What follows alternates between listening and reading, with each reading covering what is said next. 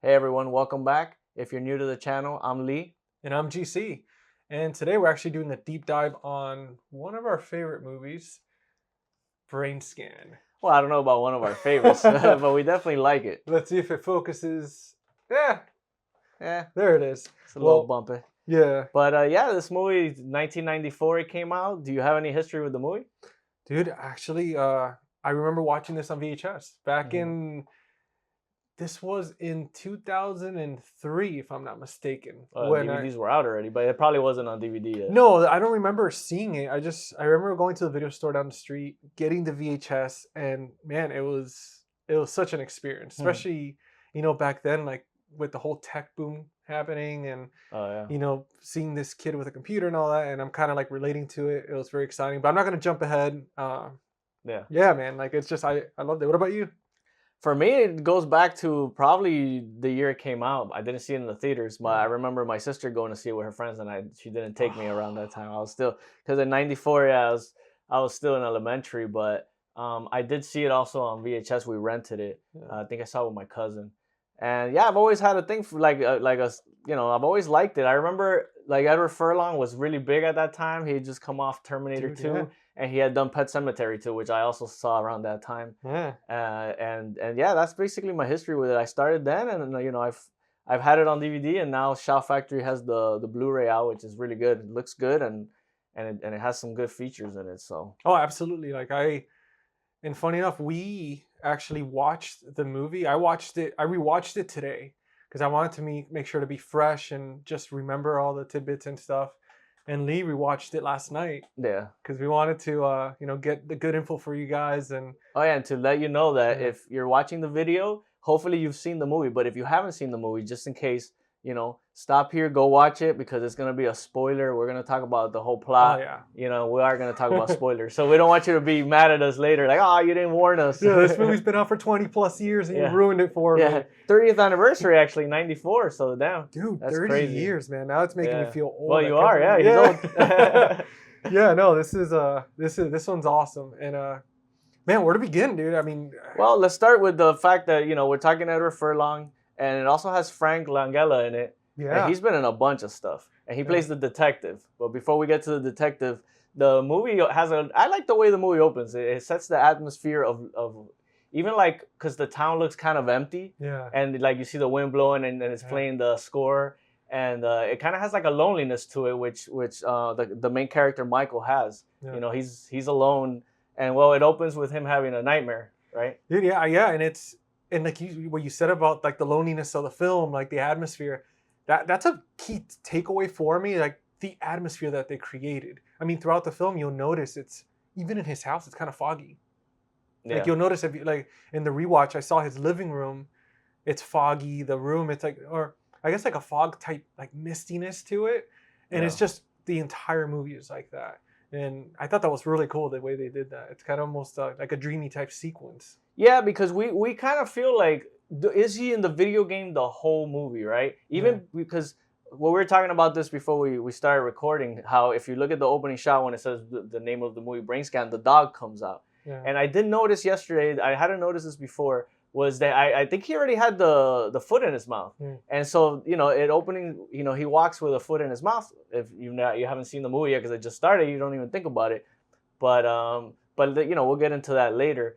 But yeah, it has like that dreamlike, like it's you're already in the game. Yeah. So basically the movie opens with Michael having a nightmare, and you see him sweating, and he's kind of like in his nightmare, he's dragging. There's like a car crash, and he's dragging, his foot is all bloody. And then we see a woman dead next to him. And we later find out that's his mom that died. And this is like a nightmare, but he's kind of reliving his past of what happened to his mom. It was crazy too, that scene, because like you start off the movie right off the bat, there's just already blood, a bit of gore. And it's almost like it just starts you off hitting the ground running. Like your heart's already racing, like, oh, like what the hell's happening? Yeah. And I have to say, man, that the makeup department for this movie, I loved. Like if you remember looking at his scar because right after that sequence, he wakes up from the nightmare, and you see him touching his leg and stuff, and you see, scar. He pulls up the pants, you see a scar. It looked so real. Like it looked like a real. Like, I mean, obviously, I know it's a movie, and they strive for that, but. I mean, it's gotten better, but it looks good. It looks good. Yeah, like I've seen better, but it looks good. I saw it, and he's touching it, and I'm like, man, like that's And you guys probably can't even see that, but oh, there you go, yeah. So he's just going like this, and he's just looking at it, and yeah. No, I get you. And so then I guess after that, he gets a call, and let's talk about this kid's room first. This kid's room is like when I saw the movie as a kid, it's like every kid wants that room. It's like it's huge. Yeah. It's got a refrigerator. It's got like these cool posters from especially in the 90s. You see like actually there's a Freddy's Dead poster. I was gonna tell you that. I was saving that one. Yeah. And there's like rock bands. I think there's a lot of Aerosmith stuff. A lot. I noticed a lot of Get in the girls' room too. Get a Grip came out. I think it came out around that time, 93, 94. So they were promoting Aerosmith. Oh, there was a subliminal obsession with Aerosmith. Yeah, buy Get a Grip. Buy it because it was in his friend's room, his room, the girl's room, and it was the same poster. I think they were just recycling it. Yeah, it's like the band there with it says Get a Grip. It wasn't even the cow with the piercing from the cover. I don't think. One of them was. Yeah, one of them was the cow. Think it is, yeah. And also, what was it? No, it wasn't Alice. Alice Cooper on the refrigerator. I love that, man. Yeah. So his room is badass. Yeah. He's got like this gaming chair. It's like even that nowadays a lot of people have them. This one was really nice. Oh yeah. And he's got like a TV, like a big TV. And back in those days, we had like the tube TVs, and we thought that we had a big TV if someone had like a 32. Yeah. Which most people had like a 27 inch. Yeah, man. And this kid's got like a wider one, and everything's connected like with the technology, right? Like Igor, he has like this, he has Alexa or whatever. Yeah. He has a freaking like a 90s based Alexa. It's so cool. And then Igor. It's just funny. He's like, yes, master. Yes, master. Yeah, it's it's the story of like Frankenstein and stuff. And that you mentioned that, and I'm gonna jump 2 seconds ahead. If you notice throughout the movie when he's walking, he walks like Igor. Well, he has a limp from the crash. Yeah. But it was like, it was exact walk. Like if you look at like the Hunchback of Notre Dame and stuff, or or like the Frankenstein. Right. They all walk the same. Because of the hump on their back, but he's like doing that. He's kind of like walking like it. Well, yeah, they give him the whole loner thing. He doesn't have any friends. His only friend's Kyle, which calls him in the opening sequence. Yeah, we see Igor's like he picks up, and Kyle. We automatically get into the plot of the movie, which is basically Kyle tells him, "Oh, there's this new get your Fangoria magazine and check it out because there's this new game called Brainscan. It's interactive." And he tells him, he's like, I don't know, man. He's like. He doesn't really order it. Yeah. But as we see later, it comes in the mail anyways. But we get to hear from Kyle, his best friend. Yeah, it's weird because he doesn't order it, but around that scene afterwards, he decides to call. Like I would say a few minutes fast forwarding that scene, he decides to call the number on the magazine. He speaks to that guy, to the creepy guy that already like had. It was almost like he knew everything that was going to happen ahead of time. And he's sitting in his chair, Edward Furlong, and his name's Michael. He sits in a chair, and out of nowhere, he almost kind of gets like electrocuted or something. And with the guy still on the phone, that was kind of weird. I didn't like that because it felt like he's like spitting water everywhere and shit. It looks like he has like lip gloss on. Yeah. Like if you see when he wakes up, it was like perfect like lip gloss. Yeah. And he keeps going like. But I think that happens because while he's talking to Kyle, I wanted to talk about this. Oh, I don't want to skip this. No, yeah. I don't want to skip the fact that he's a creeper. Right? Oh, yeah. Yeah, Michael. So as he's talking to his friend, he's setting up a camera to look at the neighbors, the girl. But it's funny because later on you see, and I'm not skipping through too much, but she's a creeper too, so they're meant for each other because she takes pictures of him. So, but he's like setting up the camera, and his friend's like, "Hey, have you seen her? Her boobs lately?" He's like, "No, man." He's like, "You should ask her out because there's another guy that wants to ask her out." Yeah. And then after that, he's like, "Well, I'll think about it." And then he hangs up, and then this happens, what you said, which is it is weird. I was like, did the game start because was the game? Yeah. I didn't get that part why they did that either. I was like, it didn't bother me, but I was like, okay. And and it's funny, speaking of boob. Just to let you guys know, because I'm sure some of you are curious, there's no real nudity in this film. I mean, maybe there's like a few seconds of that scene where the girl's undressing, she turns over. You see, like, we're going to give you a boob count, which I'm borrowing this from Last Movie Standing. Brian, I'm borrowing this from you, buddy, because I loved it so much when you did it. But, it was just her. You just see her for a 2-second boob action, and then that's it. And it's so funny because at that time, he's 16 years old. Yeah, he's 16. He's obsessed with the girl, in love. at least from what it looks like. And he sees her turn around topless, and then he starts kind of like walking away all sad.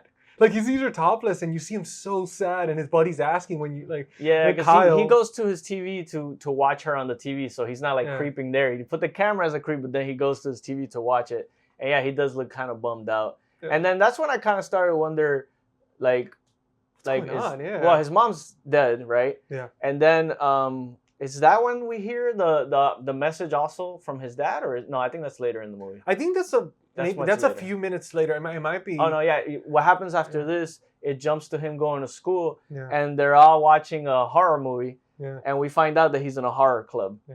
And then that made me jealous, man. I was like, I wish we had that when I was in school. I know for sure, man. And so the teacher comes in, and we got to mention the teacher because the teacher comes out later on again. Yeah, he's kind of not, but he's part of the plot, and he goes to his office, and he basically tells him, why do you watch all these horror movies? And I'm gonna cancel the film club unless you bring to me what's the next thing that you want to do, and I'll have to approve it in order for you guys to continue. And actually, I wanna say something about that scene because it made me actually laugh. That's one of the only parts in the movie where I actually laughed because it was so stupid because of the reaction. And I think he was a principal. He was either a teacher or the principal or something. And his reaction was priceless. So Michael goes in and he's scolding him, telling him, hey, what are you wasting your time with this stuff? It leads to nothing, and the whole spiel. And he asks him, he's like, oh, what's the name of the movie you guys were watching? What was that? And he goes, death. Yeah. And try saying that like 3 times fast. But he tells him, and he goes, death. And he goes, part 2. And the teacher just loses it, and he's like, part 2. Yeah. And he's like, he gets up, and he's like this, looking out the window, and I laughed so hard, man. I wrote that in my notes because I just... It's funny, and it's also just the name of the movie. It's like they couldn't come up with death. But it was a good moment because then he's like, and part 2. So that's what brought the comedy moment. That's the way he just paused, like Edward Furlong, Michael... He's just sitting there and he's just calm about it. And the way he just delivers it with a straight face and it's just chef's kiss, man. That made me laugh hard. Yeah, that was funny. Good thing you brought it up because I had forgotten about that. Yeah. So I think after that, we see, there's another part of me being jealous as a 16-year-old kid. He's riding a scooter. He goes home in his black scooter. And when he gets there, that's when he opens his door and he finds he's like, I didn't order this, and it's the Brainscan disc. So he's like, okay, it got there, which he didn't really order. That crazy thing happened, and that's it. Yeah. So he goes upstairs and he's like, well, F it, why not? And he puts it on, and then the first... Wait, but does he talk to the trickster yet? No, so it happened... And just to circle back real quick, when before the game arrives, the guy that was on the phone, we never find out his name or anything. He just works for this corporation that does like scientific study on. It's not hypnotism, but it's like a step further when they do it's like hypnotism, but with the lights flashing. Oh yeah. And I don't know the name, but I know what you mean. Yeah, I'll probably put it on the screen during editing, so you guys will see what it's called. But it was interesting because when the whole shock thing in the chair, the person on the phone chooses, like it tells them, oh, you've been selected to play this game.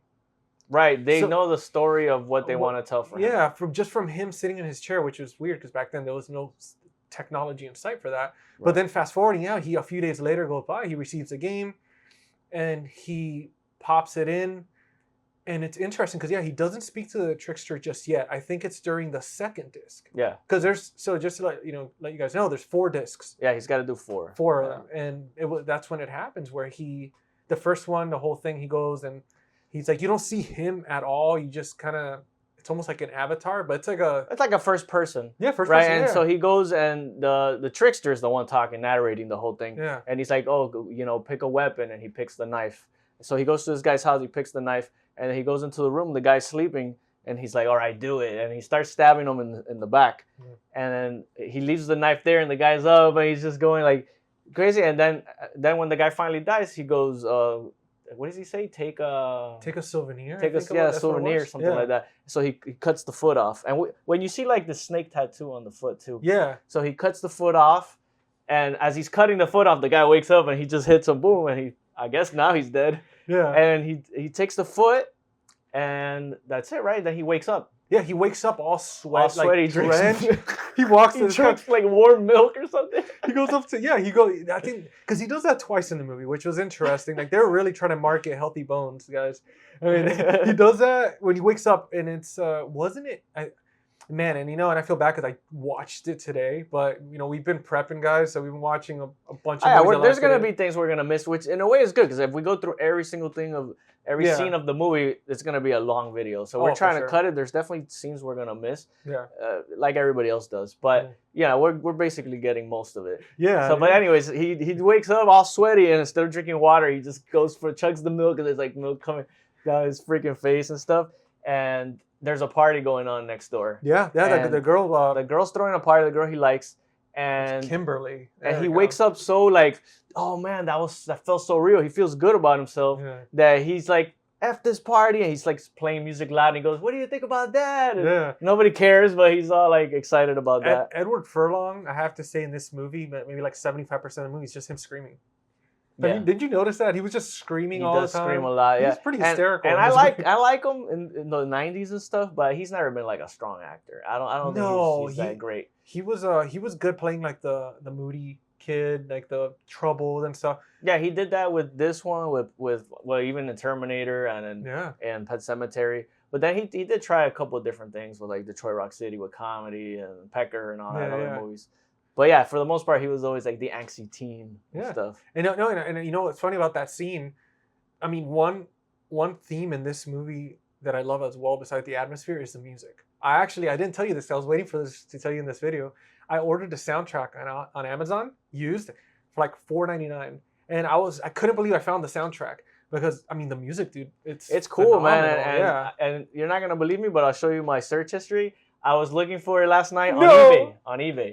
And the cheapest I found it was like $12. So I was like, I didn't get it because I can't order stuff right now. Yeah. But yeah, I was thinking of getting it too. But I was like, hey, if you got it, just go the old way and just burn me a copy. Dude, done. It's I can't believe. Obviously, the only thing the shipping was another $4.99 because it was like a private son or something. Oh, yeah. But the $8, $9. It's worth it, man. It's hard to find because I looked it up on Apple Music because I was like, I want to see if I can jam some of these because some of the songs are cool, and no, Apple Music doesn't have it. So, well, anyways, we did a little bit of we sidetracked there. Yeah, we did a sidetrack.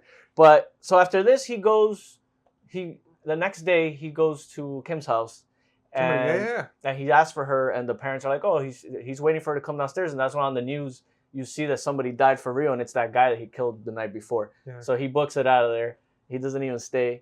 And when he goes home, that's when the trickster comes out, I believe. Oh, and I do want another thing, too, that we might have missed is the fact that Frank Langa's character, where he's the detective, there's multiple times already throughout the film, at least 3 times where he randomly runs into Michael. Like when he was heading home at that time, when he kills the guy, he's going home and he goes through the police tape, and the kid's like, "Well, get out of here, kid!" And he tells him, "He's like, I'm saying." Because he has like a monotone, like he's almost like a zombie the whole because I'm telling you, a lot of the movie feels like a dream because it's all We'll get to the end, and I'm sure if you're watching this, you've seen it, but it's all a game. But so yeah, you're right. We do see him at that point, and we do see him again a couple more times. Didn't he almost seem like a bad guy to you?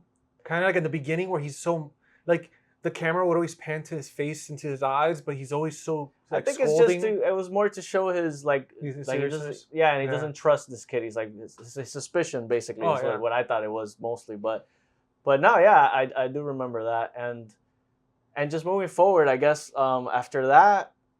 After he comes home, then the trickster comes out. Yeah, that's when he goes for the second one, and the trickster comes out, and well, he's pissed at the trickster because this actually happened. Yeah, because he opens his fridge actually, and the foot's in his freezer. Oh yeah, this kid has a full-size fridge in his room full of food, chicken, and all this stuff. Yeah, that's something that's funny about the room, man. It's like its own apartment. He's living in the attic of this house, and if you're watching this movie, the whole thing that's going on is that his whole neighborhood is fantastic. His house is fantastic. It's immaculate. I love the house. And I had to look it up. The whole movie was shot in Canada. That's so they, and I always wanted to know, like, oh man, I wonder where they shot it. Cause I would love to live in a house like that one day. So it's Canada. No, yeah, that's So. in this market. No way, man. But this house is funny because it's perfect. But then you go into his room, and they really made it where you see his personality because of his room. Like the whole house is immaculate, but then his room is all like grungy, and you have all the like horror stuff. I mean, he has like a severed head type lamp, and it's not a real head. It's just like a prop that he has from some horror movie. Yeah, I know, because the house is nice and neat, like because it's like where his dad lives basically, and then his room is his own world. It's a little bit messy, you know. He's a teenage kid. He's got posters all over the walls, like we said earlier. So yeah, it captures the teenage life, especially in the '90s, very well. Yeah. But the one thing that we're getting to that too, it was so he's like in his room, and I remember like what you were saying with the severed foot. It's funny because he has a whole kitchen in this attic, functioning kitchen with like the full fridge. He has chicken, like he has frozen meats, and then he has a severed foot just sitting there in the freezer. And wow, that's hilarious. Well, yeah, because he, supposedly he doesn't even know that he put it there, right? But I gotta say, I don't remember seeing a kitchen. I saw I never saw I only saw the fridge. No, there was a certain scene where the trickster is eating all his food. Yeah. And it kind of pans out, and you see the whole counter with the sink and everything. Oh, I forgot. Yeah, he had the whole counter, and then he had one on the shelf that looked like one of those small little ovens, like those little tiny little. Okay, I got but I was surprised too, because you don't really catch it at first. You just keep seeing the fridge, and then it pans out at that point. And I was like, this guy has a full freaking kitchen. Because I remember at one point he's trying to go down the stairs, and the trickster's blocking him, and you just see the whole like kitchen. Like it's quick, but you see it. It's like, this is like a studio apartment up here in this freaking attic. Yeah. So okay, and so this is when we finally meet the trickster. He comes out of the TV like the girl in the ring, you know. And so he's like, it looks kind of cool when it comes out, and then the rest of it is kind of like the shiny stuff, you know, 90s visual effects haven't aged that well, but it has its charm, I think, right? It wasn't bad, man. You know, I have to say, for a movie this old, I love the visual effects. I mean, though, you know, there was maybe two scenes in particular where I was like, this is... Well, we'll talk about the ending, though. It gets a little choppy there. A little cheesy, but it was fantastic how, for that time, they were able to pull that off. The makeup, the trickster, the way he looked. Well, the trickster's makeup is pretty cool, yeah. I mean, it has a very 90s, like... You know, he's got like the mohawk. I mean, not a mohawk. He's got like a kind of like a mullet hawk. Like a mullet hawk, yeah. And it's all dyed red, and he's got piercings and all this stuff. Yeah, he's very punk rock, man. He's I mean, as you saw in the cover that I showed earlier. Yeah, well, hopefully it wasn't blurry. And also, what happens then is that Michael's pissed at him because he finally meets him, and he goes, "Wow, well, why'd you do this? Like, I thought it was just a game." So basically, what the trickster does the whole time is he's trying to get Michael to play the next disc. So he just wants them to play this too. He goes, you left. Somebody saw what you did. There was a witness, and you need to kill the witness.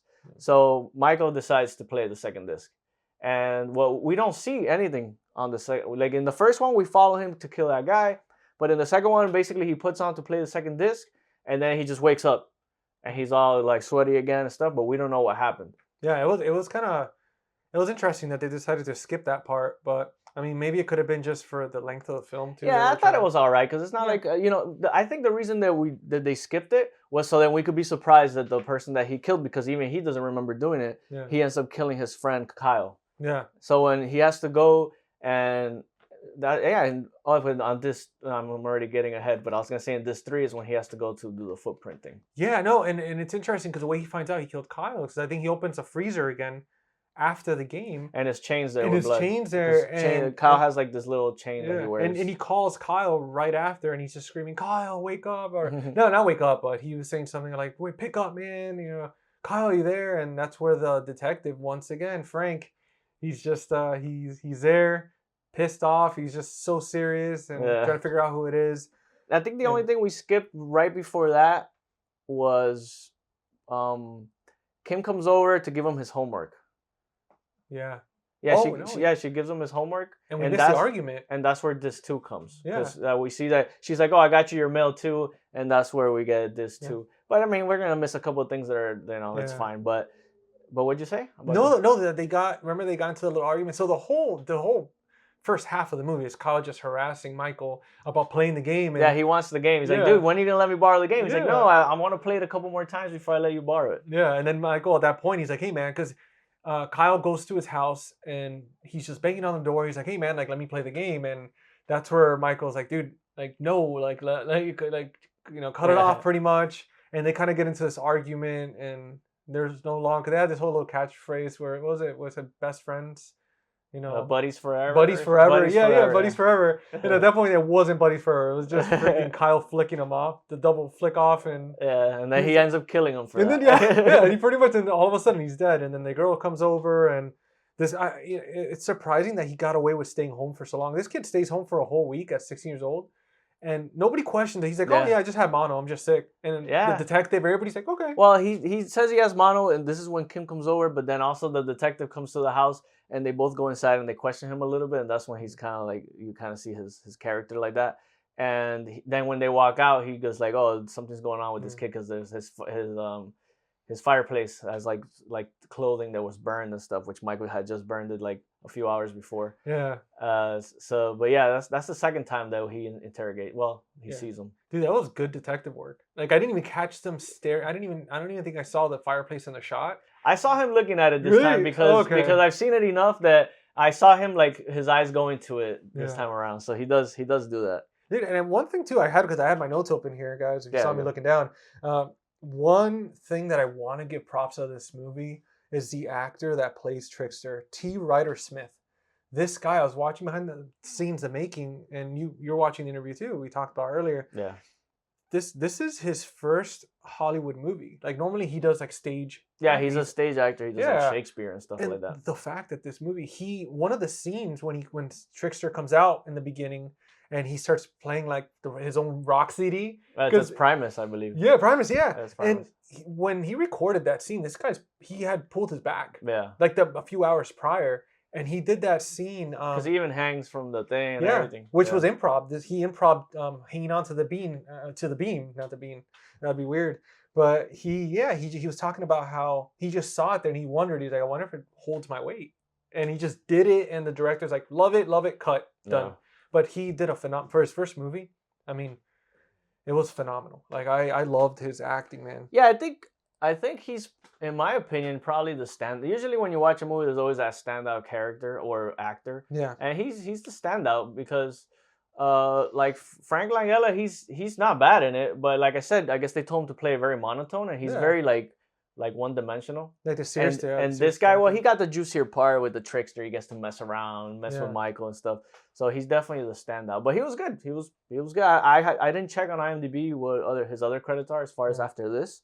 But yeah, he was pretty good. Yeah, I wonder, man. I didn't either, just because I didn't think about it at the time. Like I was just so surprised that it was his first movie. I was like, wow, he did so great. The amount of hours of makeup that he spent. I mean, he'd be up at like 4 or 5 in the morning, and they wouldn't start shooting till hours later. I mean, he was talking about how he exaggerated his expressions, and no matter what he exaggerated, you could barely see. Yeah, it would barely move. So everything was very. Because underneath the makeup, he must have been making these crazy faces. Oh, absolutely. In order for it to actually move, especially he said, well, but the Trickster doesn't have eyebrows, anyways. But not for sure. The contact lenses and the fake teeth, and it's just everything, man. Like he had a filler in his shoes.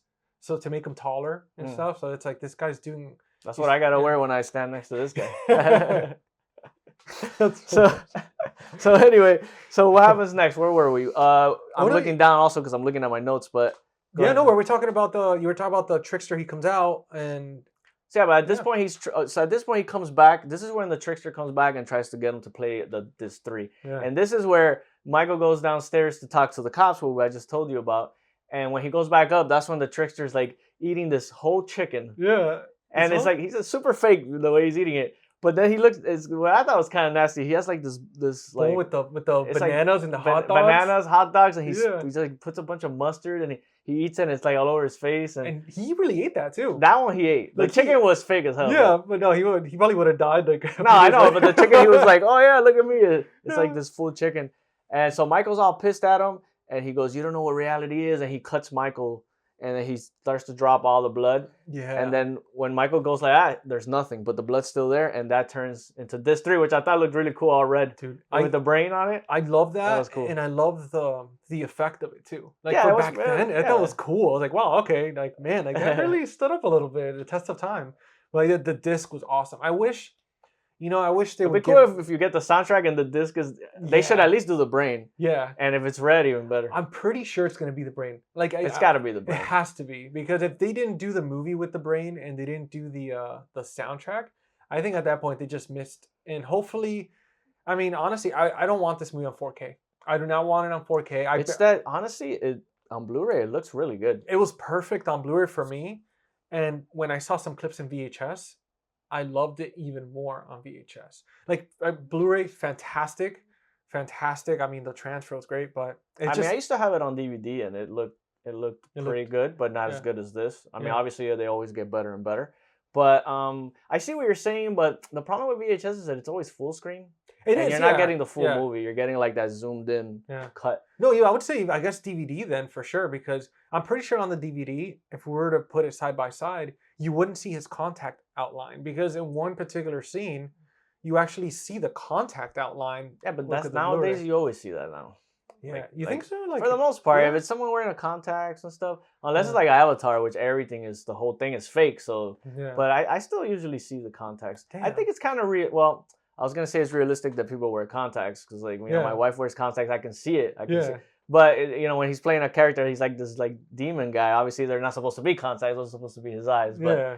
but yeah, I mean, but I actually enjoy it on Oh, no, I loved it. on HD because there's Yeah. certain movies that I know have the appeal Yeah. of watching them because like in VHS or even DVD because you don't want them in like Blu-ray or 4K because Like the Watchers. but, yeah like that but like I think this one works really well and Yeah. as a matter of fact well you know I did a double Edward Furlong Yeah. double feature last night and I watched Pet Sematary 2 and I have that one on DVD. I don't have it on Blu-ray yet and I was kind of wishing I did because it didn't look that great, you know, and some Yeah. DVDs still look really nice.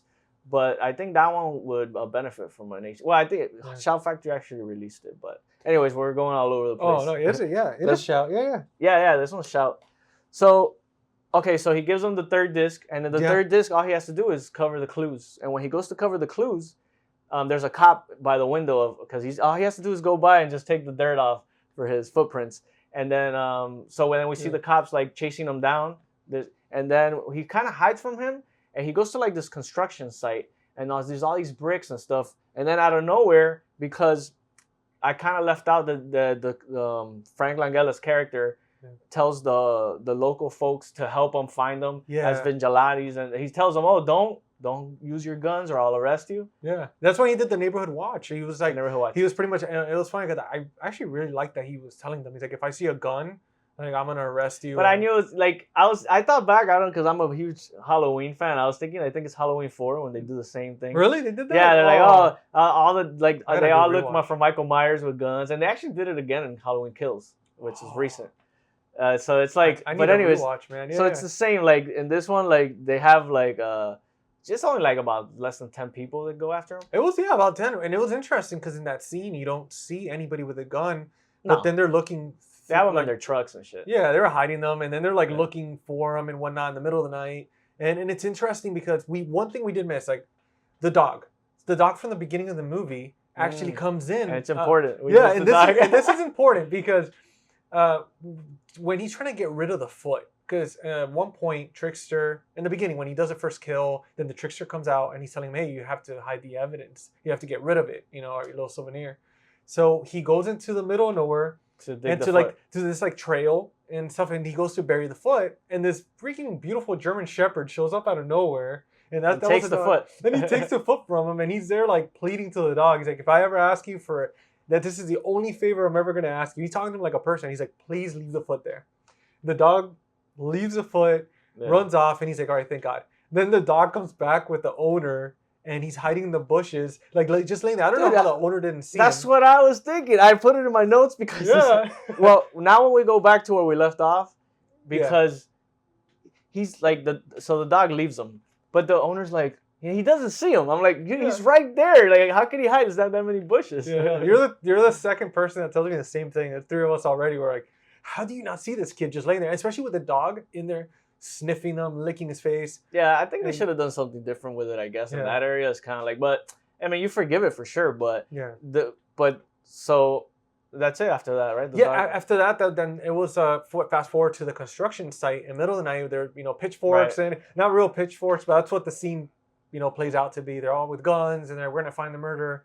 And then his teacher grabs him, which that's why we come back to the teacher. Yeah, I don't know where, but it's like I guess he was one of those people looking for the guy. Oh, he was after him. He just grabs him, and they start fighting, and then the whole bricks fall and kill the teacher. And it was crazy because the scene was great. Like it's a construction site, and Michael falls down and I guess trips over this like 4x4 that's kind of holding up the whole platform, and the bricks fall, crush the teacher, kill him, and then the dog shows up again out of nowhere, and you see he's kind of like cornered, right? So he goes into one of these like pre-built. All right, guys. So battery died. We're gonna pick up where we left off, which were when Michael when he trips over. He's tripping. He trips over this 4x4. Pile of bricks fall on the teacher, kill him. And then he's obviously, everybody else is like what I was mentioning. They're like pitchfork type situation. They're walking around and they're with their guns and they're like, we're going to find this killer and stuff. So he goes into this half pre-made home, goes into the basement and goes into hiding. And who shows up? The dog.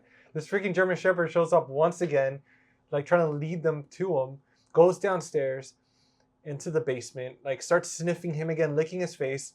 And then he's like begging him. He's like, all right, please, if I ask you for another last favor, if you could please just leave me here and just go away. The dog leaves him, and that's it. Like which I think the trickster was also the dog. Think about it. Well, I didn't think about it. Because he kept trying to get him caught. Oh yeah, well he did. Well, that's another thing that we forgot to mention, that when he goes to do the footprints in the other disc, the cop knows he's out there because he gets a phone call, and it's the trickster that's like, hey, there's someone outside, and that's why he goes after him. Yeah. And also, we should mention just quick that as that's happening the second time with the dog, some guy scares one of those vigilante guys, and they shoot. The cop comes. It's like the guy that's with Langella. Yeah, they other kill detective. him. Yeah. And then when Langella comes, he looks and he's like, who's gonna tell his wife? That's all he said. I was thinking, you're not gonna arrest the guy that shot him? No, he's just like, well, you're the one that's gonna have to tell his wife you killed him. I was like, okay. I was so surprised about that. It's a video game. I thought he was gonna ask at that moment who shot him. Right. But no, he was just like, oh, he killed my partner. You know what I think it is too? A lot of it, the movie, you could forgive it because, and we're about to get to the end now. Is we know that it's all a game. Yeah. So in a game, sometimes things are a little goofy. They're a little bit like there's plot holes. So you could forgive plot holes in the movie and stuff too. But so he goes home, and the trickster is of course telling him, "You got to play this to finish this. You got to play this." Yeah, he's like, there was a witness. There was a witness that you have to who it is. Up. Yeah, you know exactly, and you already know too when you're watching the film, because after he got away from that situation where the dog went away. And the detective is distracted with the corpse of his partner, and everybody's kind of watching the situation. He gets away through the I guess not forest, but like the little wildlife or whatever, to the little trail. And as he's going through his yard, to go back home, she sees him. She's his neighbor. She's sitting there in a balcony, and she's like, "What's going on, Michael? And talk to me." And he was mad at her, which one part we missed. Yeah, because earlier it was in the paper. Yeah, she posted in this like school newspaper about like he confided in her when he found out that Kyle was dead. Right. He gets quotes from her, like when she went to give him the homework and stuff like that. So he was already kind of a avoiding small thing, her. but he threw like the paper from upstairs at her. So he's mad at her, and which brings to the fact that when he plays this 4, he goes to Kim's house to kill her, and I think it was a little bit because he was mad. Yeah. I don't think he wanted to do it, but he's like, all right, I'll play this 4 and I'll go after her because he's mad at her for what she did, betrayed him.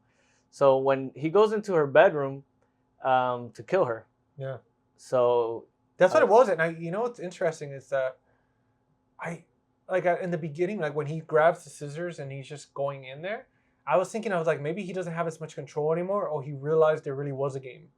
And it was going to be over if he just finished what he had to do. I think that he's just like also kind of just over it all and depressed. You know, his mom's dead, his dad's never around, he's lonely, his best friend, his only friend is dead now, and then the girl that he loves betrayed him. So he's at this point he's like, I'm gonna go play this game, which it's not a game to him, is all happening, and he's like, I'm willing to kill this girl, and then who knows if he would have just killed himself or something, like, we don't know. Dude, So I think that's also why he does it, because he's just like, he has nothing, you know. So when he goes to kill her, the trickster shows up because he doesn't want to do it, and they start fighting, and that's when we get the CGI we were talking about. That phenomenal CGI. He starts to swallow his head, and his head just shrinks, and it just looks very 90s effects. But you know, it has its thing. Didn't it remind you of one of the Freddy movies when he's eating the girl?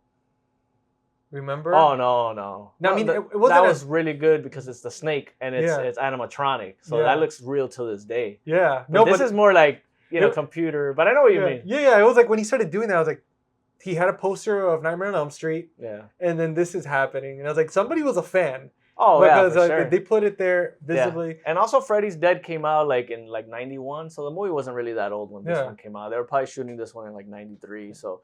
You know, it's only a couple years. And you know, it's interesting, that scene, because when I was talking to Lee a little earlier about this, that where it was an alternate ending where he merges with the trickster and he becomes like this weird type of mutated like the Thing type creature. And they used practical effects. And it was phenomenal, man. It was pretty good. Yeah, like, it was good. And like, it wasn't as good as The Thing, but it was good. Yeah, and it was interesting. I understand why they didn't leave it in there, because the other alternative ending with him, like it was just phenomenal the way he actually, behind the scenes, the actor that plays the trickster, he was talking about how he enjoyed being that character, like playing a bad guy, not the guy that played the trickster, but Edward Furlong. He wanted to keep doing the same take for that scene because he really had fun with it. Yeah, he did. Yeah. And I love the way he did it. Like half his face, you kind of see like these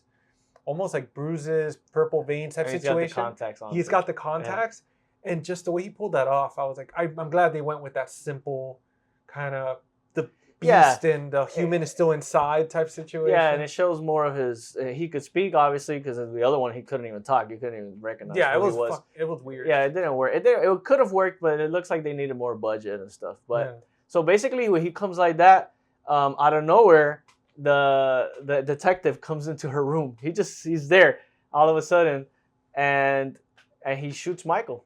Right, that's it. That's all there's left. That's one shot right there, like in the freaking pancreas. And what happens when he shoots him?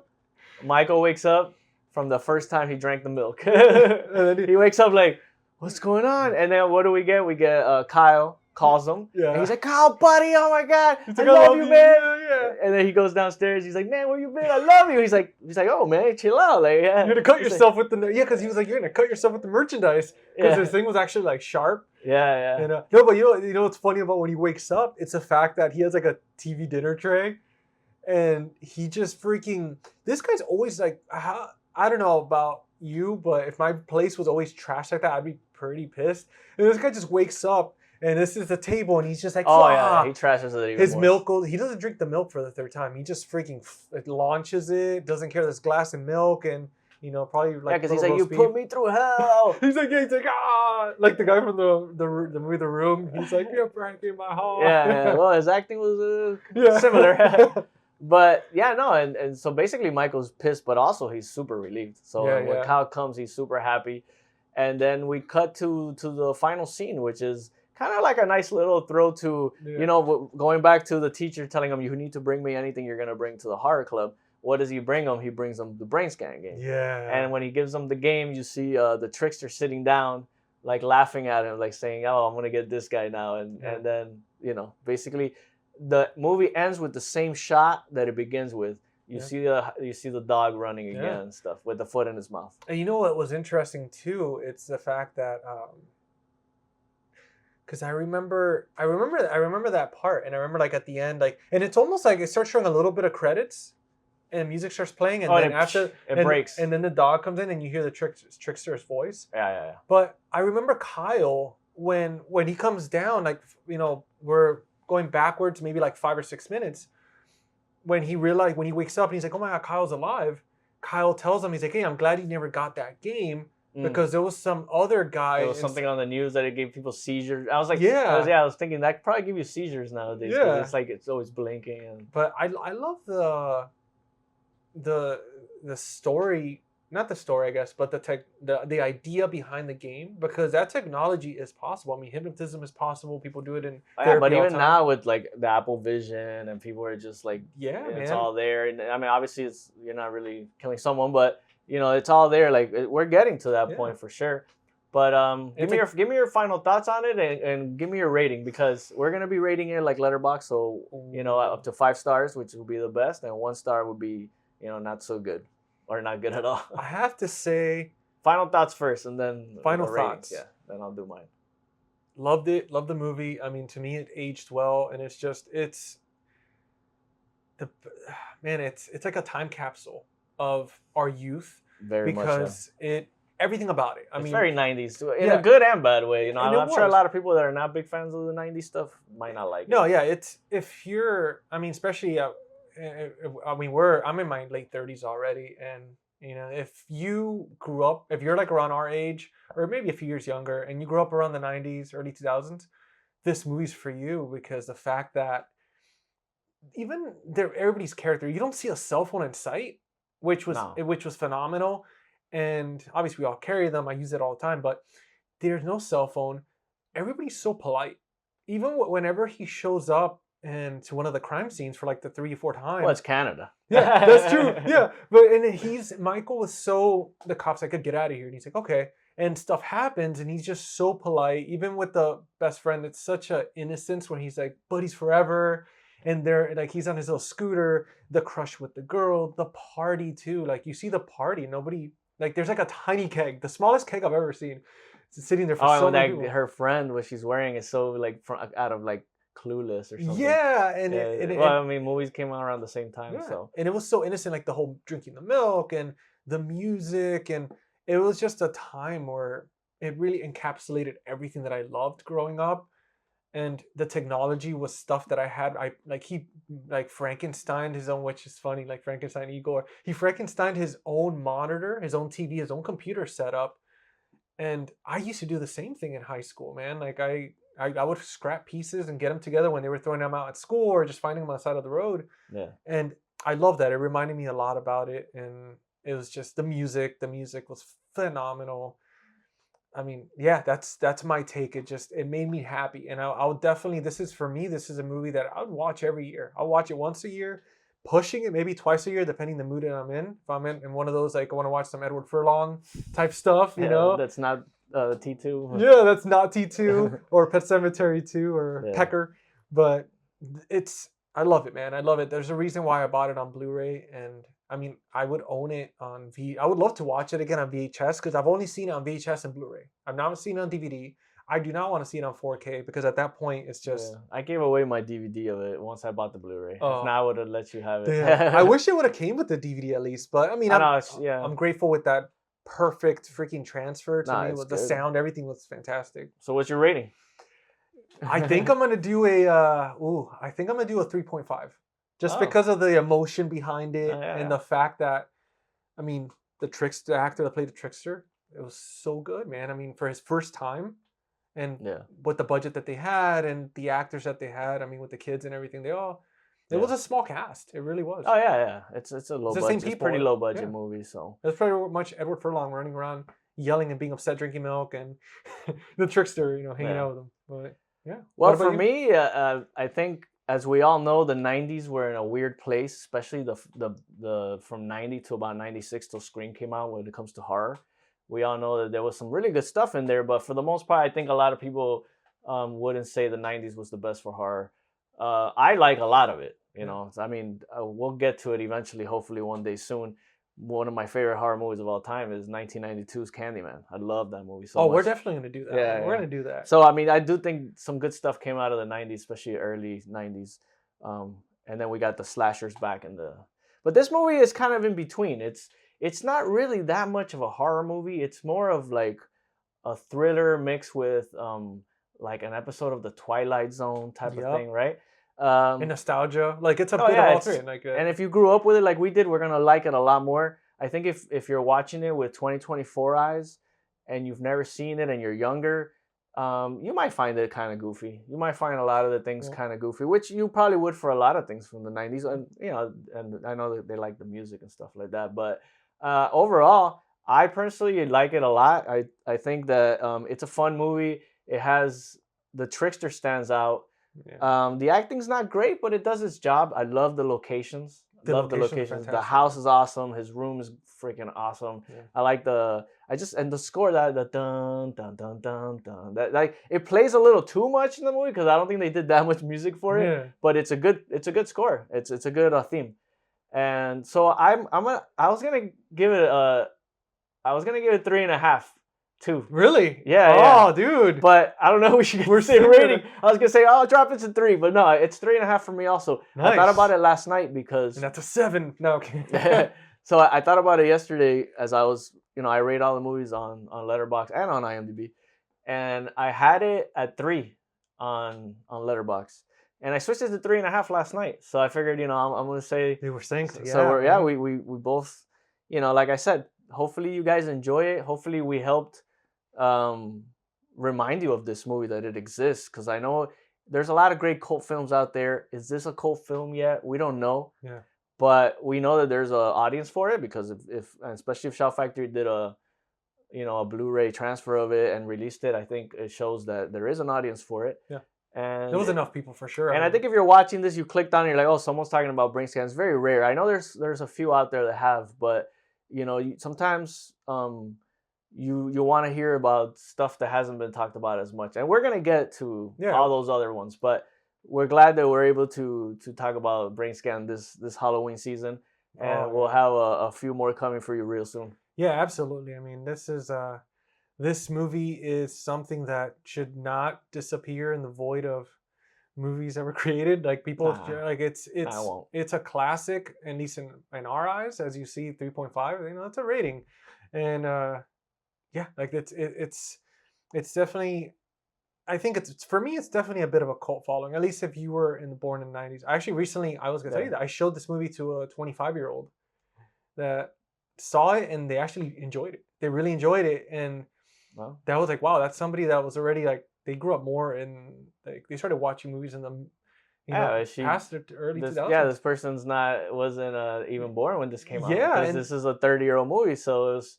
And it's not even their type of movie, so the fact that they enjoyed it, and they called out the same scene when he's like in the bushes, and he's like, "How did the guy not see him?" So that's awesome. I think that's something. That's awesome. Cool. Yeah, I'm glad to hear it. It's good to. Hopefully, the new generation will pick up on it, and this is why we wanted to make the video for this movie too. So hopefully, you guys enjoyed it, and please subscribe and like the video, and comment, please. Let us know. Comment below. Let us know how you feel about the movie, whether you like it or not, and. Yeah, we really want to know the Brainscan fans out there, man. We like to interact with you guys, and just we'll have a few more videos coming for you soon. So thank you for watching. Yeah, thanks for watching. Stay tuned. Let us know in the comments down there. Please make sure, tell us your favorite scene. Tell us your favorite scene if you've seen it. If you hated it, tell us why you hated it. I mean, we love talking about it. Fine. That's no big deal. Get crazy in the comments and give us suggestions. If there's any movies you want us to talk about that are like Brainscan, where nobody's talking about, we would love to do. And any genre too. I mean, right now we're definitely going to be focusing on horror because of the Halloween season. Yeah. But after that, once November comes, we're gonna hit up all types. Of action, absolutely, comedy, everything. We love it all. So yeah. Well, guys, thank you for watching. We appreciate the support. I'm GC. I'm Lee. And thanks for watching. See you on the next one. See ya.